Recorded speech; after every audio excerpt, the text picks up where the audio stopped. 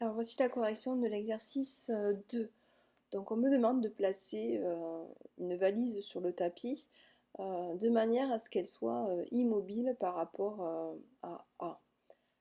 Donc il faut que le tapis donc est en perpétuel mouvement, ça veut dire que la valise va avancer dans le tapis.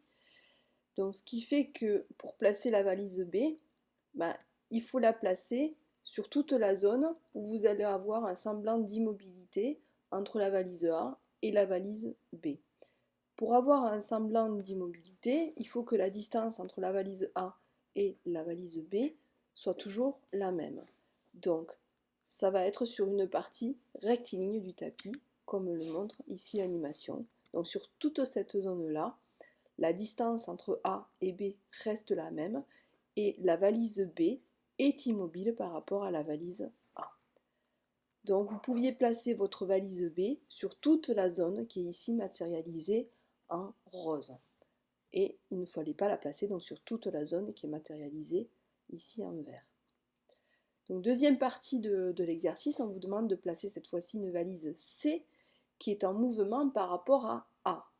Qui dit mouvement par rapport à A dit que la distance entre A et C doit varier.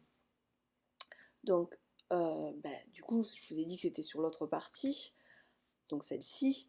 Donc là, vous allez voir que si on place effectivement la valise C à cet endroit-là, au fil du temps, on a la distance entre A et C qui varie, et donc C paraît en mouvement par rapport à A. Donc regardez, voilà la distance D entre A et C au point dans la zone de début en orange.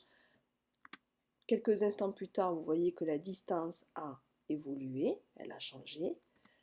Là, elle a encore été modifiée. Ici, à nouveau. Là, à nouveau. Et enfin, on voit bien que la distance varie au cours du temps. Donc, de ce fait, la valise C est en mouvement par rapport à A. Donc, en conclusion, si A est dans la partie verte, donc dans toute la partie verte, vous pouviez mettre la valise B et la valise C devait être donc sur toute la partie orange, n'importe où sur cette partie orange.